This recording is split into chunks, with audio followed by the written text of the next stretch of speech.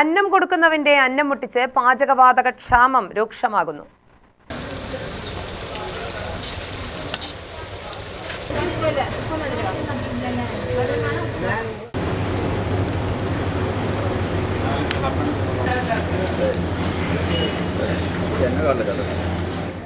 നാട്ടുകാർക്ക് മുഴുവൻ രുചികരമായ ഭക്ഷണം വിളമ്പുന്ന ഇടത്തരം ഹോട്ടലുകൾ, ചെറുകിട ചായക്കടകൾ, തട്ടുകടകൾ എന്നിവയുടെ നടത്തിപ്പുകാർ പാചകവാതകക്ഷാമത്തിൽ തൊഴിൽ നഷ്ടപ്പെടുമെന്ന ആശങ്കയിലാണ്.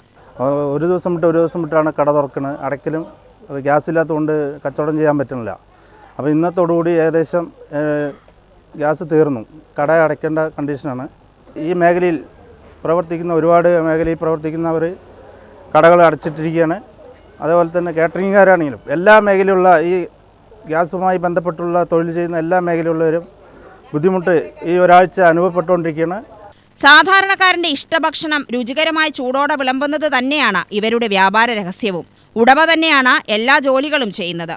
സഹായിക്കാൻ കുടുംബക്കാർ മാത്രമായിരിക്കും. ഇങ്ങനെയുള്ള പല സ്ഥാപനങ്ങളും കഴിഞ്ഞ 2 ദിവസത്തിനകം പൂട്ടി. നെന്മാറയിലെ പല തട്ടുകടകളും പലഹാരക്കടകളും 2 ദിവസമായി പൂട്ടിക്കിടക്കുന്നു. നാട്ടുകാർക്ക് മുഴുവൻ ചൂടോടെ രുചികരമായ ഭക്ഷണം വിളമ്പിയ തട്ടുകടക്കാരും ചെറുകിട ഹോട്ടലുകാരും വീട്ടിലെ ഊണുകൾ തയ്യാറാക്കി വിളമ്പിയവരും പാചകവാതക ക്ഷാമത്തെ തുടർന്ന് സ്ഥാപനങ്ങളെല്ലാം നിർത്തി. തങ്ങളുടെ ദൈനംദിന ജീവിതത്തിന് ആവശ്യമായ ചെലവുകൾ എങ്ങനെ കണ്ടെത്തുമെന്ന വേവലാതിയിൽ തന്നെയാണിവർ. ചില സ്ഥാപനങ്ങൾ വിറകടുപ്പിലേക്ക് നീങ്ങേണ്ട ഒരുക്കങ്ങൾ തുടങ്ങിയിട്ടുണ്ട്. എന്നാൽ വിറകടുപ്പുകൾ എത്രത്തോളം പ്രാവർത്തികമാകുമെന്ന കാര്യത്തിലും ആശങ്കയുണ്ട്. പാചകവാതക ക്ഷാമം ഇനിയും തുടർന്നാൽ ദൈനംദിന ചിലവുകൾക്ക് ചെറുകിട തട്ടുകടകളും ഭക്ഷണശാലകളും നടത്തുന്ന 100 കണക്കിന് കുടുംബങ്ങളുടെ വരുമാനം നിലയ്ക്കുമെന്ന സ്ഥിതിയിലേക്ക് നീങ്ങാനാണ് സാധ്യത. ഹോട്ടൽ മേഖല ഭയങ്കര പ്രതിസന്ധിയിലാണ് പോയിക്കൊണ്ടിരിക്കുന്നത്. നമുക്ക് ഗ്യാസ് കിട്ടാതെ സ്ഥാപനം മുന്നോട്ട് പോകാൻ പറ്റില്ല.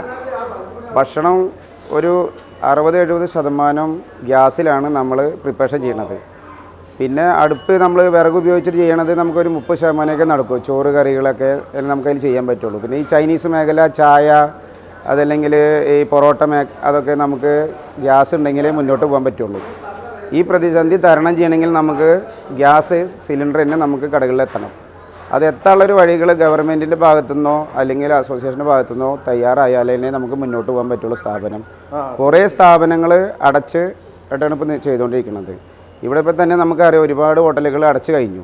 ഒരു 40-60% നമ്മൾ ഹോട്ടൽ അടച്ചു കഴിഞ്ഞു. ഇനിയിപ്പോൾ ഒരു 40%-50% ഹോട്ടലാണ് ഇപ്പോൾ മുന്നോട്ട് പോകുന്നത്. കുറച്ച് സ്റ്റോക്ക് ആൾക്കാരിലായിട്ട് ഉള്ളതിൻ്റെ പേരിലും വിറകിൻ്റെ പേരിലുമാണ് ഇപ്പോൾ അത് മുന്നോട്ട് പോകുന്നത്.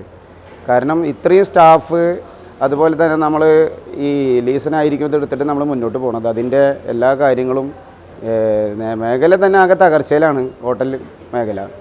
അതിൻ്റെ ഇടയിലാണ് ഇപ്പോൾ നമുക്ക് ഇങ്ങനെയൊക്കെ വന്നുകൊണ്ടിരിക്കുന്നത്. ഒരു ഗ്യാസിൻ്റെ തന്നെ തമ്മിൽ നമുക്കിപ്പോൾ വില കൂടിക്കഴിഞ്ഞു. പിന്നെ ബ്ലാക്കിൽ കിട്ടേണ്ടതെന്ന് പറയുന്നുണ്ട്. ബ്ലാക്കിലൊന്നും നമുക്ക് മുന്നോട്ട് പോകാനൊന്നും പറ്റില്ല. അതൊന്നും ഒരിക്കലും നടക്കാൻ പോണ കാര്യമല്ല. നമുക്ക് ഗ്യാസ് തന്നെ വരണം. അതിന് ഗവൺമെൻറ്റിൻ്റെ ഭാഗത്തുനിന്നോ കേന്ദ്ര ഗവൺമെൻറ്റിൻ്റെ ഭാഗത്തുനിന്നോ നല്ലൊരു തീരുമാനം എടുത്ത് നമുക്ക് എല്ലാ ഹോട്ടൽ മേഖലയിലും എത്തിക്കണം. എത്തിച്ചാൽ തന്നെ നമുക്ക് മുന്നോട്ട് പോകാൻ പറ്റുള്ളൂ. ഇപ്പോൾ ഒരുപാട് സ്റ്റാഫ് നമുക്കുണ്ട്. ആ സ്റ്റാഫിന് ജീവിത മാർഗം പറയുന്നത് ഈ ഹോട്ടൽ മേഖല തന്നെയാണ്. അവർക്ക് വേറെ എന്ത് വർക്കിന് പോകാൻ കഴിയുക? അതുപോലെ തന്നെ ഹോട്ടൽ അടച്ചു കഴിഞ്ഞാൽ അവർക്ക് വേറെ മേഖല തരേണ്ടി വരും. അപ്പോൾ നമുക്ക് ആ സ്റ്റാഫിനെ നമുക്ക് തിരിച്ചിനി കടയിലേക്ക് വരാൻ അവർക്ക് കഴിയില്ല. അപ്പോൾ ഹോട്ടൽ മേഖല വൻ തകർച്ചയിലേക്ക് പോയിക്കൊണ്ടിരിക്കുന്നത്. കാരണം വിറക് കിട്ടാൻ തന്നെ ഇല്ല. അതിനുള്ള വിറകിന് തന്നെ അവർ റേറ്റ് കൂട്ടിക്കൊണ്ടിരിക്കുകയാണ്. അത് അവർ തയ്യാറല്ല. അവർക്ക് വേറെ മേഖല തമിഴ്നാടൊക്കെ സാധനം കിട്ടുന്നുണ്ടെന്നാണ്, അവിടെ കൊടുത്ത നല്ല വില കിട്ടുന്നുണ്ടെന്നാണ് അവർ പറയുന്നത്. അപ്പോൾ വിറക് തന്നെ കിട്ടണില്ല.